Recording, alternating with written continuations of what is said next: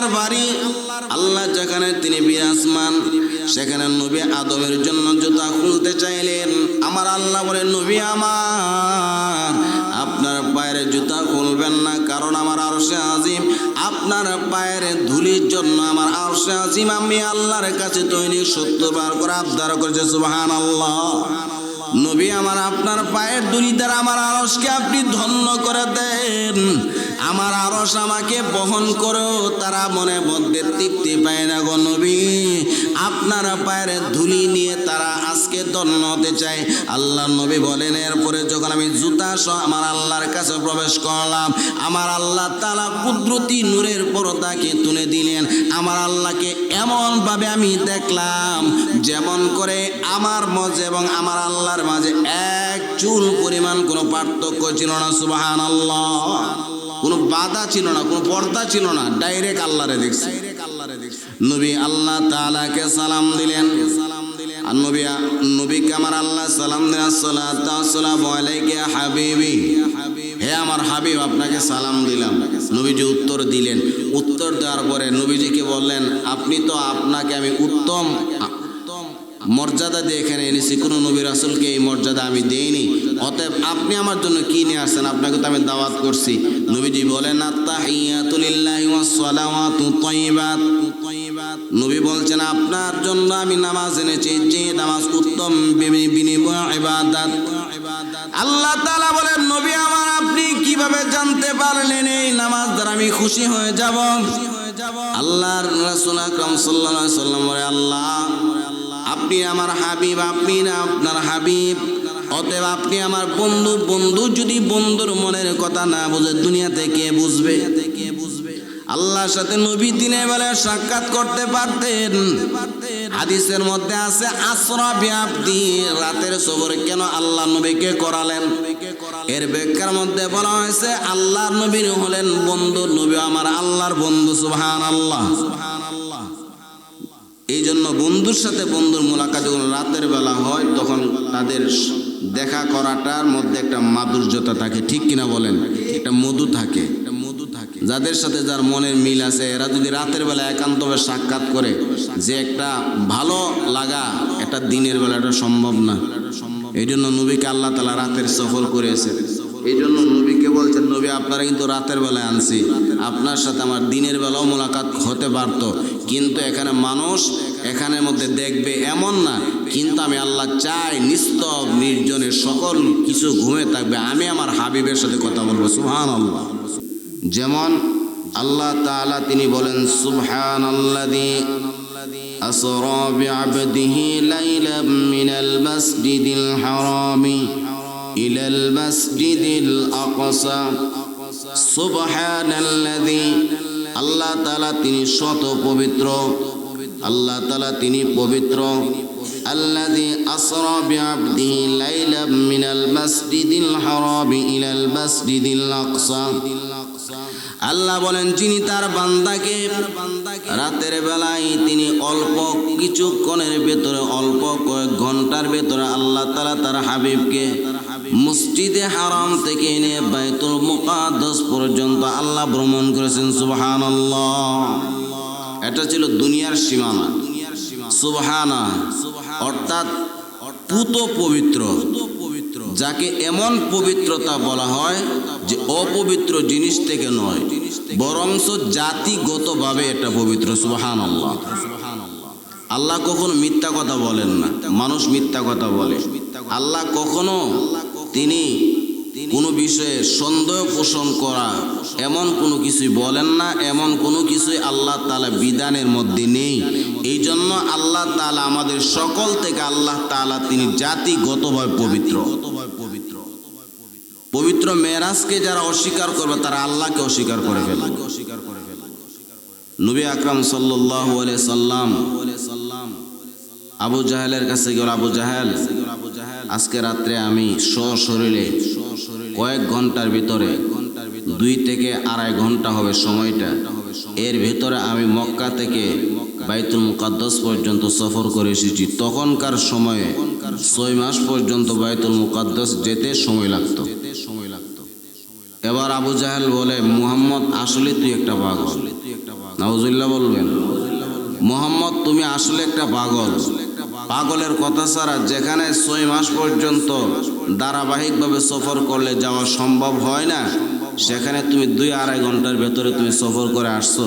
এই কথা বলে আবু জাহেল সে টাট্টা মস্কারি করতে আরম্ভ করল। আল্লাহর পয়গম্বর কে বলে আবু জাহেল, আরে মুহাম্মদ, যদি তুমি বাইতুল মুকাদ্দাস সফর করে থাকো, মসজিদে বাইতুল আকসা তো তুমি অবশ্যই দেখেছো? বলে হ্যাঁ।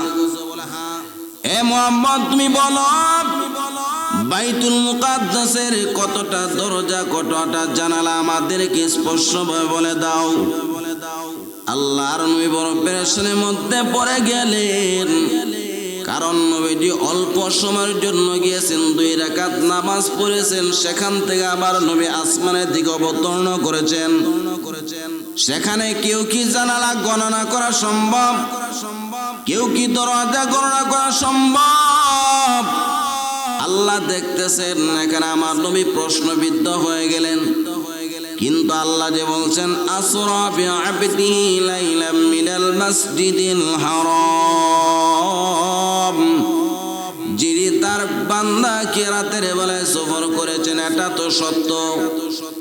আল্লাহ তাআলা জিবরাইল বলে, জিবরাইল আমার বন্ধু প্রশ্নবিদ্ধ হইতেছেন, আমার নবীকে আমি আল্লাহ আবু জাহেলের সামনে কোনোদিন আমি আমার নবীকে আমি মাথা নত করতে দিতে পারি না।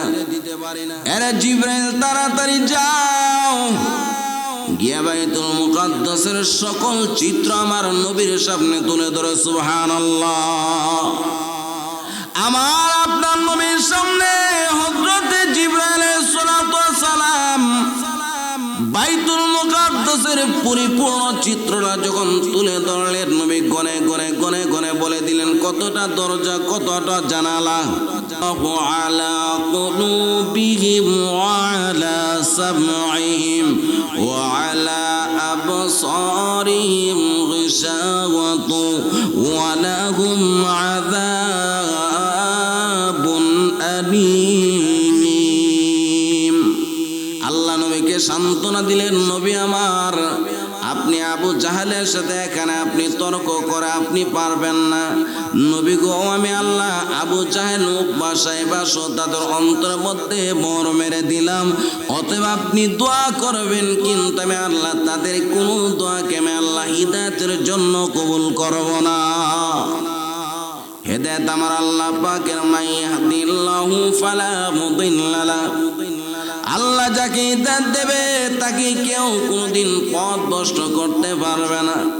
এই জন্য আল্লাহর কাছে দোয়া করবে, আল্লাহ মরণ পর্যন্ত যেন হিদায়াত উপর থাকতে পারি। কিন্তু হযরত আবু বকর রাদিয়াল্লাহু তাআলা অন্তর মধ্যে হিদায়াত কেমন ছিল? আবু জাহেল রাস্তার মধ্যে পাইয়া বলতেছে, আবু বকর খবর কি শুনছো? বলে কি খবর? আব্দুল্লাহর গোলাম মুহাম্মদ তো পুরো পাগল হয়ে গেছে। বলে কি বলছে?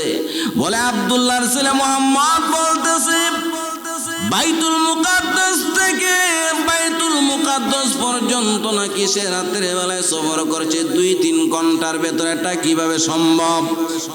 এবার আবু বকর সিদ্দিক রাদিয়াল্লাহু তাআলা প্রশ্ন করে নাই যে আমি নবীকে জিজ্ঞেস করব, প্রেমন প্রশ্ন করেন নাই।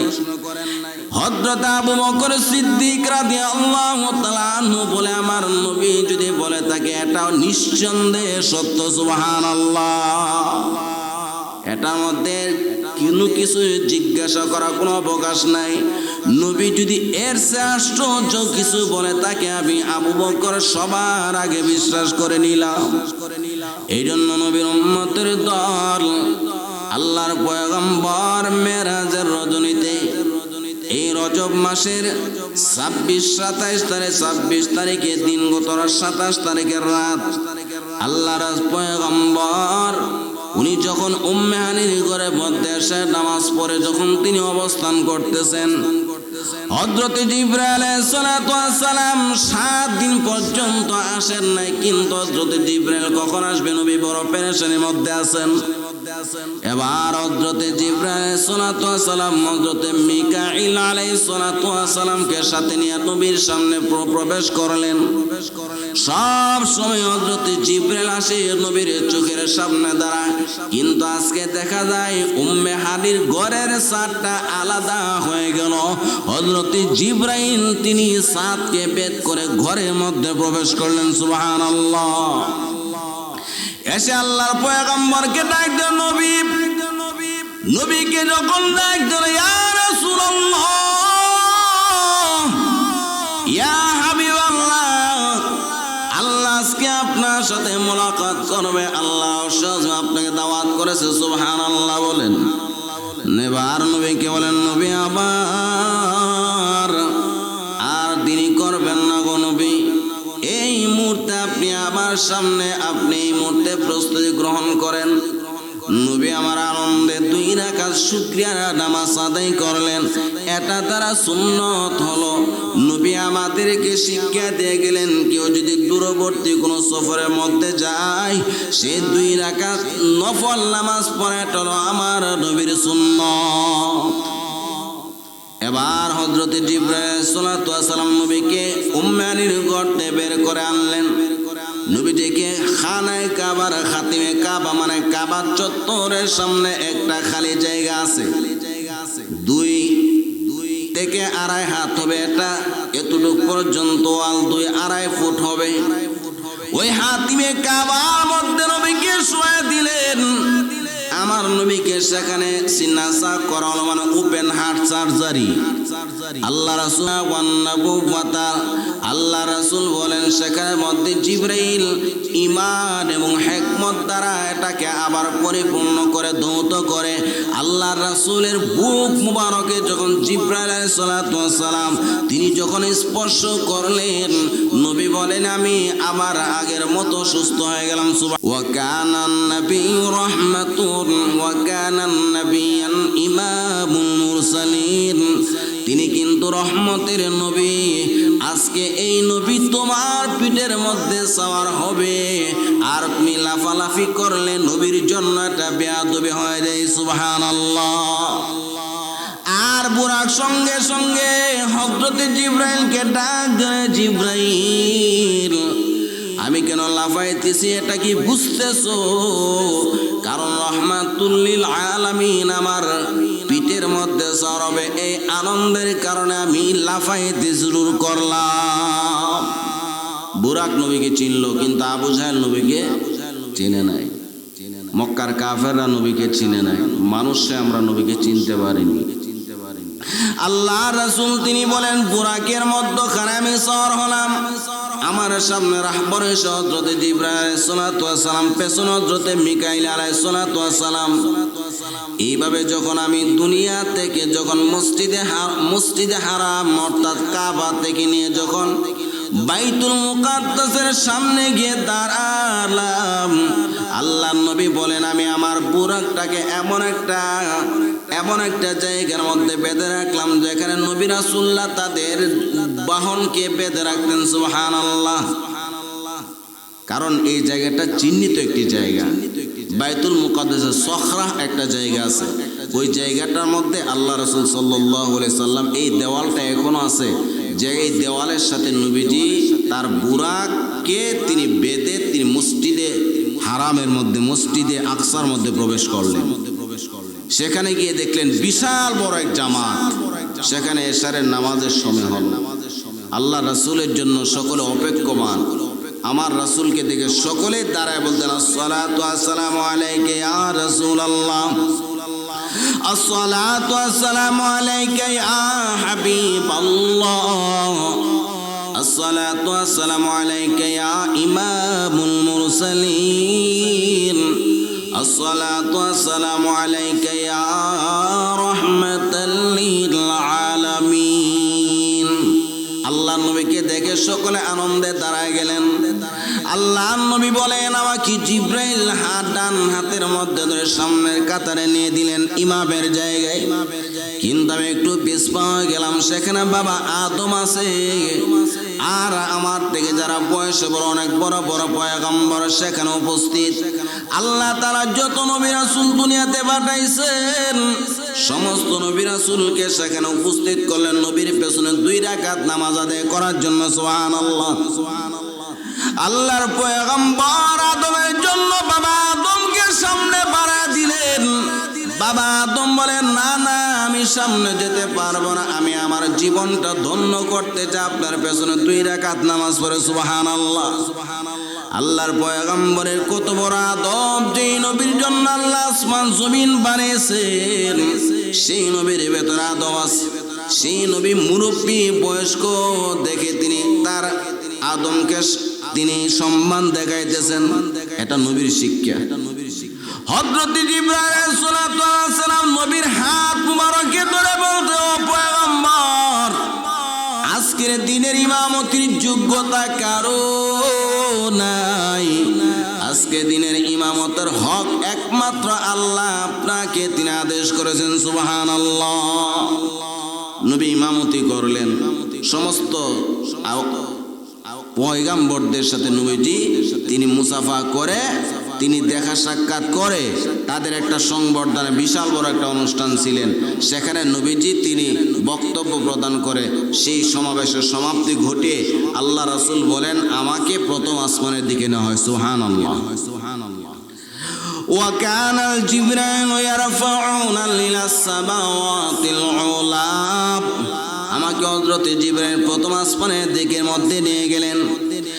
আর প্রথম আসমানের প্রথম গিটের মধ্যে যাওয়ার পর হযরত জিবরাইল আলাইহিস সালাম তিনি সালাম দিলেন। প্রথম আসমানের গেটের জিবরাইল আলাইহিস সালাম সেই গেটের ফেরেশতাদেরকে সালাম দিলেন। তারা সালাম উত্তর দিলেন, ওয়ামান মাআকা, বলছে জিবরাইল, ওয়ামান মাআকা, আপনি কে? বলতে চায় না জিবরিল, আমি জিবরাইল। ওয়ামান মাআকা, আপনার সাথে কে? বলে আখিরে নবী রাহমাতুল লিল আলামিন। বলে আল্লাহর নবী রাহমাতুল লিল আলামিন এসেছে, দরজা খুলে দাও।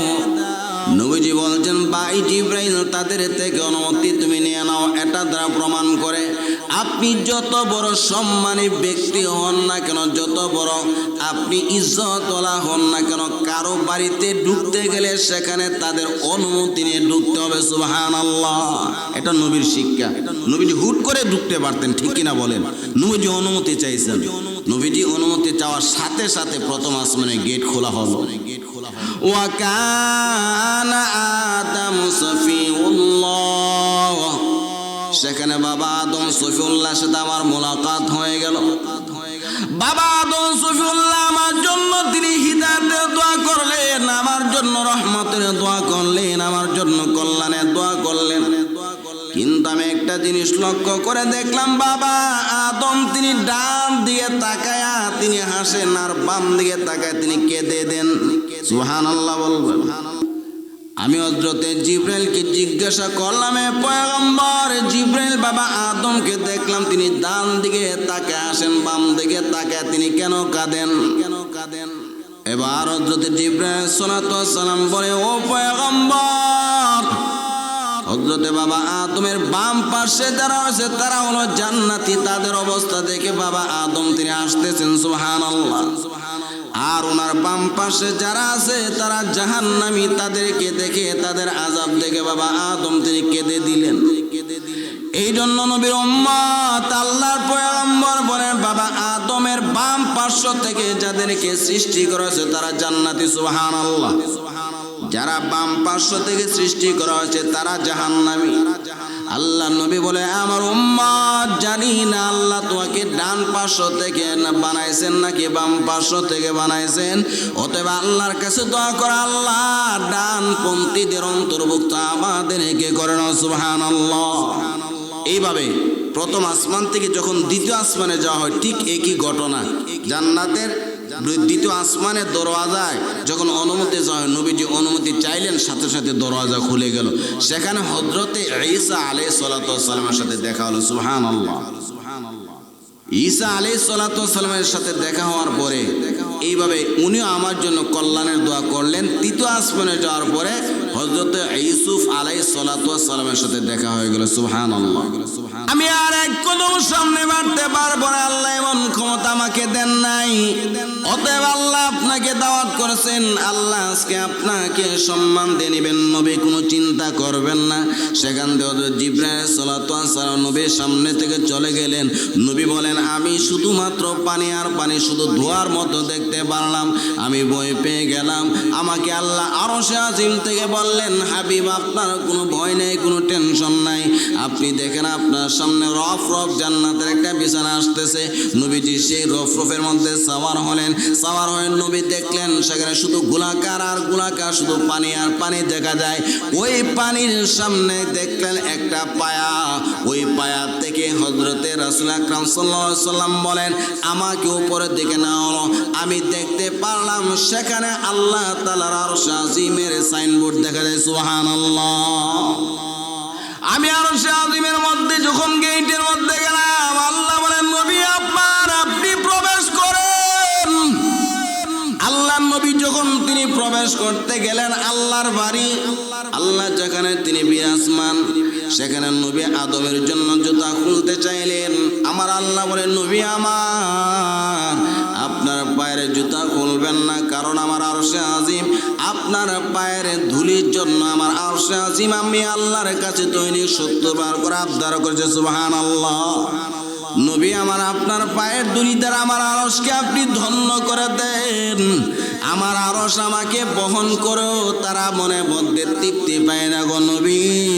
আপনার পায়ের ধুলি নিয়ে তারা আজকে ধন্য হতে চায়। আল্লাহ নবী বলেন, এরপরে যখন আমি জুতা সহ আমার আল্লাহর কাছে প্রবেশ করলাম, আমার আল্লাহ তাআলা কুদরতি নূরের পর্দাকে তুলে দিলেন। আমার আল্লাহকে এমনভাবে আমি দেখলাম যেমন করে আমার মাঝে এবং আমার আল্লাহর মাঝে এক চুল পরিমাণ কোনো পার্থক্য ছিল না। সুবহানাল্লাহ। কোনো বাধা ছিল না, কোনো পর্দা ছিল না, ডাইরেক্ট আল্লাহরে দেখছি। নবী আল্লাহ তাআলাকে সালাম দিলেন। আর নবীকে আমার আল্লাহ সালাম দিলেন, আসসালাতু ওয়াসসালামু আলাইকা ইয়া হাবিবি, হে আমার হাবিব আপনাকে সালাম দিলাম। নবীজি উত্তর দিলেন। উত্তর দেওয়ার পরে নবীজিকে বললেন, আপনি তো, আপনাকে আমি উত্তম মর্যাদা দিয়ে এখানে এনেছি, কোনো নবী রাসূলকে এই মর্যাদা আমি দেইনি। অতএব আপনি আমার জন্য কি নিয়ে আসছেন? আপনাকে তো আমি দাওয়াত করছি। নবীজি বলেন, আত্তাহিয়াতু লিল্লাহি ওয়াস সালাওয়াতু তাইয়্যিবাত। নবী বলছেন, আপনার জন্য আমি নামাজ এনেছি, যে নামাজ উত্তম বিনিময় ইবাদত। আল্লাহ তাআলা বলেন, নবী আমার আপনি কিভাবে জানতে পারলেন এই নামাজ দ্বারা আমি খুশি হয়ে যাব?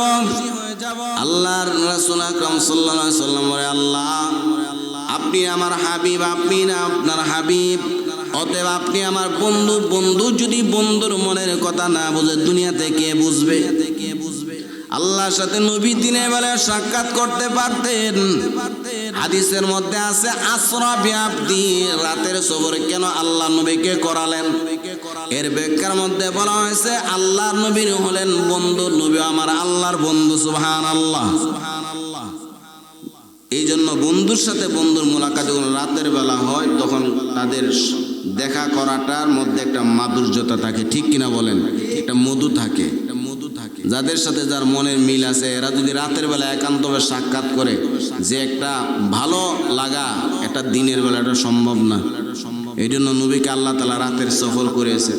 এই জন্য নবীকে বলছেন, নবী আপনারা কিন্তু রাতের বেলায় আনছি, আপনার সাথে আমার দিনের বেলাও মোলাকাত হতে পারত, কিন্তু এখানে মানুষ এখানের মধ্যে দেখবে এমন না। কিন্তু আমি আল্লাহ চাই নিস্তব নির্জনের সকল কিছু ঘুমে থাকবে, আমি আমার হাবিবের সাথে কথা বলবো। সুবহানাল্লাহ। আল্লাহ তাআলা বলছেন, যান আপনি যে নামাজ আনলেন, আর নামাজ কত রাকাত হলে আমি আল্লাহ খুশি? যান 50 ওয়াক্ত আপনার উম্মতের জন্য আমি আল্লাহ ফরজ করে দিলাম। এবার নবীজি বললেন, আল্লাহ আমার একটা আবদার, আমি তো আপনার সাথে মোলাকাত করলাম, আমার মন কিন্তু তৃপ্ত হচ্ছে না। আল্লাহ আমার উম্মতের জন্য আমার কি অবস্থা হবে? আমার উম্মত আপনার মোলাকাত কিভাবে পাবে? আল্লাহ তাআলা বলেন, হাবিব আপনি আপনার উম্মতকে আরশে আজিমে এসব ভুলতে পারলেন না, আমি আল্লাহ বুঝতে পারতেছি। এই জন্য আপনার উম্মতের সাথে আমি আল্লাহ তাআলা নামাজের সময় তাদের সাথে মোলাকাত করবো। সুবহানাল্লাহ। এই জন্য আসসালাতু মিরাজুল মুমিনিন, নামাজ হলো মুমিনের জন্য মেরাজ। অতএব নামাজ যখন পড়ে মুমিনের সামনে আল্লাহ তাআলা কুদরতিভাবে উপস্থিত থাকেন। সুবহানাল্লাহ বলেন। সে আল্লাহ আমাদের সামনে আছে, আর আমরা যদি আল্লাহ তাআলা আমাদের সামনে আছেন এই কথা ভেবে যদি নামাজ যদি পড়তে পারি, সেই নামাজটা সত্যিকার অর্থে নামাজ হবে। আর আমার আল্লাহ আমাকে দেখতেছেন, ওই ভীতি যদি অন্তর মধ্যে থাকে, এই নামাজের মধ্যে আল্লাহ তাআলার খুশু পয়দা হবে। সুবহানাল্লাহ। এই জন্যই আল্লাহ তাআলা যখন 50 ওয়াক্ত নবীকে দিলেন, সাথে আল্লাহ তাআলা মুলাকাত করবেন, এটা বলার পর আমার নবী খুশি।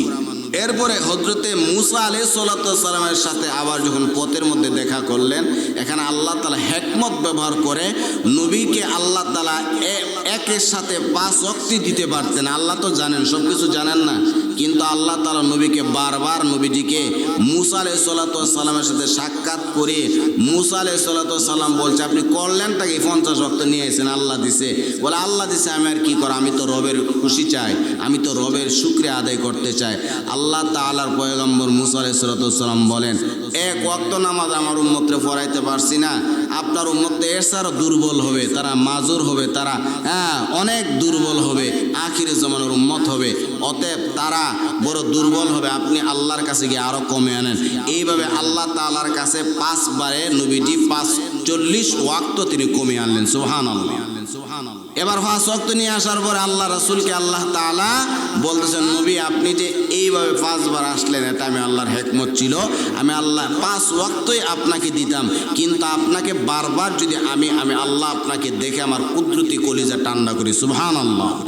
আপনাকে দেখে আমার মন ভরে না, এই জন্য আপনারা একটা উসিলা নিয়ে আসছি, তবে আপনার উম্মতের জন্য আপনার এত মায়া আর মহব্বত, আমি আল্লাহ ওয়াদা দিয়েছি 50 ওয়াক্ত, 50 ওয়াক্তের নামাজের সওয়াবই তারা পাবে যদি 5 ওয়াক্ত পড়তে পারে। সুবহানাল্লাহ। এরপরে নবীর সাথে আল্লাহ তাআলা সাক্ষাৎ করার পর আল্লাহ তাআলা আবার নবীজিকে এমন নিয়ামত দেখালেন, নবীজিকে আল্লাহ তাআলার জান্নাত দেখেছেন। নবীজি জান্নাত থেকে বের হতে চান না, নবীজি বলেন আমি থাকতে চাইলাম, কিন্তু আমাকে জিবরাইল আলাইহিস সালাতু ওয়াস সালাম বলেন, ইয়া রাসূলুল্লাহ এই জান্নাত আপনার জন্য এখন হবে না, আপনার উম্মতকে নিয়ে আপনি সুপারিশ করে আপনি একসাথে জান্নাতে যাবেন। সুবহানাল্লাহ। দুনিয়াতে হায়াতের জিন্দেগি আপনার শেষ হবে, আপনার উম্মতের সুপারিশ শেষ হবে, তারপর আপনি জান্নাতে যাবেন। নবীজি বলেন, আমাকে যখন উম্মতের কথা বলল, আমি জান্নাত থেকে আবার বের হওয়ার চেষ্টা করলাম। সুবহানাল্লাহ। নবীজি দেখে ভরে গেছেন আল্লাহ তাআলার এই জান্নাত। এবার জাহান্নামের মধ্যে দেখার পরে, জাহান্নামের দিকে দৃষ্টি করার পরে নবীজি বলেন, এই জাহান্নামের চিত্র যখন আমার চোখের মধ্যে আসে, আমি নবী ঠিক থাকতে পারি না। নবীজি দেখা যায় একদিন 3 দিন অনাহার থেকে ঘরের দরওয়াজা লাগিয়ে আল্লাহ তাআলার কাছে সিজদায় পড়ে নবীজি কাঁদতে কাঁদতে বেহুশ হয়ে গেলেন। সুবহানাল্লাহ। আল্লাহর পয়গম্বর বলেন, যখন জাহান্নামের কথা আমার দৃষ্টি যখন আমার চোখের মধ্যে ভেসে ওঠে, আমি পেরেশান হয়ে যাই, আমার উম্মত কিভাবে এটা সহ্য করবে। নবীজি একদিন আল্লাহুম্মা উম্মতি উম্মতি বলে নবী কাঁদতেছেন। একদিন চলে গেল, 2 দিন চলে গেল, 3 দিন চলে গেল, নবী দরজা খুলেন না। হযরত আবু বকর নবীকে ডাকে, নবী দরজা খুলেন না। হযরত উমর ডাক দিয়ে, নবী দরজা খুলেন না। হযরতে সালমানে ফার্সি গিয়া বলেন, ইয়া রাসূলুল্লাহ আপনার মনের মধ্যে কিসের এমন চিন্তা, আপনার মনের মধ্যে কেন এত ভয়, আপনি কেন উম্মতি উম্মতি বলে কাঁদতেছেন? ওগো আল্লাহর পয়গম্বর, আমি একজন মুরব্বী সাহাবী, আমার দিকে তাকায় দরজা খুলেন। নবীজি বলেন, সালমান এখান থেকে তুমি চলে যাও। মা আয়েশা সিদ্দিকা গেলেন, কোনো লাভ হলো না। হাসান হুসাইন গেলেন, কোনো লাভ হলো না। বাবা হযরত আলী রাদিয়াল্লাহু তাআলা আনহু গেলেন, কোনো লাভ নাই। এবার মা ফাতেমাকে খবর দেওয়া হলো। মা ফাতেমা এসে বলতে, আব্বা আমি কিন্তু আবু বকরের মতো ফিরে যাব না, আমি কিন্তু উমরের মতো ফিরে যাব না, আব্বা আমি কিন্তু আলীর মতো ফিরে যাব না। আপনি যতক্ষণ না পর্যন্ত দরজা না খুলবেন, ততক্ষণ পর্যন্ত আমি ফাতেমা দরজা ছাড়ব না। আব্বা আপনার উম্মতের জন্য আমি আল্লাহর দরবারে আমার হাসান হুসাইনকে কুরবানি দিলাম, আপনার উম্মতের জন্য আমি আমার হাসান হোসেনকে কুরবানি দিলাম। এই কথা বলার পরে নবীজি বলেন, যাও আমার ফাতেমাকে বিদায় করতে পারো, দরজা খুলে দাও। মা ফাতেমা ডাক দিলেন, ইয়া রাসূলুল্লাহ, ইয়া হাবিবাল্লাহ, আপনি কেন 3 দিন একাধারে না খেয়ে এইভাবে উম্মত উম্মতি বলে কাঁদতেছেন? আল্লাহর নবী বলেন, এ ফাতেমা, আমি যখন জাহান্নামের দৃশ্যটা মেরাজের রজনীতে দেখেছি, এই দৃশ্য মনে হলে আমি পাগলের মতো হয়ে যাই। আমার উম্মত কিভাবে জাহান্নামের আযাব সহ্য করবে। আবার জিবরাইল আলাইহিস সালাতু ওয়াস সালাম আমার কাছে জাহান্নামের আয়াত নিয়ে আসলেন। আমার কাছে জিবরাইল জাহান্নামের আয়াত নিয়ে আসছেন নাকি? আল্লাহ বলছেন ওয়ালা নাবলুওয়ান্নাকুম বিশাইইম মিনাল খাউফি ওয়াল জু। আল্লাহ বলছে অধিকাংশ মানুষ এবং জিন জাতি দ্বারা জাহান্নামকে আল্লাহ পরিপূর্ণ করবেন। নাউজুবিল্লাহ বলেন। আল্লাহ বলছে অধিকাংশ মানুষ এবং জিন জাতি জাহান্নামের মধ্যে যাবে। অতএব মানুষ তো আমি নবীর উম্মত, আমার উম্মত জাহান্নামে যাবে, আমি তো এটা নবী সহ্য করতে পারি না। এরে নবীর উম্মতের দল, দুনিয়াতে মা বাবা আমাদেরকে মহব্বত করে ভালোবাসে, আপনাকে আমাকে অনেক মহব্বতের মানুষের অভাব নাই, কিন্তু হাসরের ময়দানে কেউ আপনার আমার কোনো আপন নাই। সেদিন আপনারা আমার জন্য একমাত্র আপন হবে। নবী সুবহানাল্লাহ বলেন। এই জন্য নবী আল্লাহর দরবারে সিজদা দিয়ে পড়ে থাকবেন, আয় আল্লাহ আমার একটা উম্মত যদি জাহান্নামে যায়, আল্লাহ আমি সহ্য করতে পারবো না। আয় আল্লাহ আমার উম্মতকে তুমি মাফ করে দাও, তুমি মাফ করে দাও। হাসরের ময়দানে সেই উম্মতের জন্য নবী আল্লাহ দরবারে, আল্লাহ এই উম্মতের জন্য দুনিয়াতে কষ্টের জীবন যাপন করেছি, আয় আল্লাহ এই উম্মতের জন্য উহুদের ময়দানে কত মার খাইলাম, আল্লাহ তায়েফের ময়দানে কত মার খাইলাম, আয় আল্লাহ এই উম্মতের জন্য আমার দান শহীদ করেছি, আয় আল্লাহ আমার দাঁত মুবারককে তুমি ফিরিয়ে দাও, আর না হয়তো একটা উম্মতকে আমি জাহান্নামের মধ্যে যেতে দেব না। আল্লাহ তাআলা বলবেন নবী আমার, আপনার কোনো ভয় নাই, কোনো টেনশন নাই। ফাসফালিমান শীতার নবী যাকে খুশি তাকে আপনি সুপারিশ করে জান্নাতে নিয়ে যান। সুবহানাল্লাহ। এই জন্য সেই নবীর আদর্শ আমরা ধরে রাখতে হবে, সেই নবীর মহাব্বত অন্তরের মধ্যে রাখতে হবে। আমাদেরকে হাসরের ময়দানে আমাদের কেউ আপন নাই, একমাত্র আপন হবে আমার আপনার নবী। সুবহানাল্লাহ। সেই নবী আমাদেরকে মেরাজের মধ্যে গিয়েও ভুলেন নাই, সেই নবী আমাদেরকে দুনিয়াতে থেকেও ভুলেন নাই, সেই নবী রওজা মুবারকে এখনো উম্মতি উম্মতি বলে কাঁদতেছেন। অতএব সেই নবীজিকে আল্লাহ তাআলা সম্মান দিয়েছেন, মানে আমাদেরকে সম্মান দিয়েছেন। একটা উম্মতে মুহাম্মদীর মর্যাদা কত জানেন? হযরত আদম আলাইহিস সালাতু ওয়াস সালাম থেকে নিয়ে হযরত ঈসা আলাইহিস সালাতু ওয়াস সালাম পর্যন্ত প্রত্যেক নবী রাসূল আল্লাহর কাছে বলছে, আল্লাহ আমাদেরকে আখিরি নবীর উম্মত বানিয়ে দুনিয়াতে আমাদেরকে আবার পাঠিও।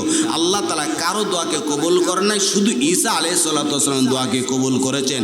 উনি আল্লাহর কাছে দোয়া করে আমাদের নবীর উম্মত হওয়ার জন্য মঞ্জুর হয়ে গেছেন। এই জন্য কিয়ামতের আগে হযরত ঈসা আলাইহিস সালাতু আসবেন, এসে এই উম্মতে মুহাম্মদীর জন্য দুনিয়াতে খেলাফত কায়েম করবেন, উনি শাসন করবেন। তখন দুর্নীতি, সেখানে দুর্নীতি অবিচার কোনো কিছুই থাকবে না, শুধুমাত্র থাকবে কোরআনের আইন। সুবহানাল্লাহ। সেই নবীর উম্মত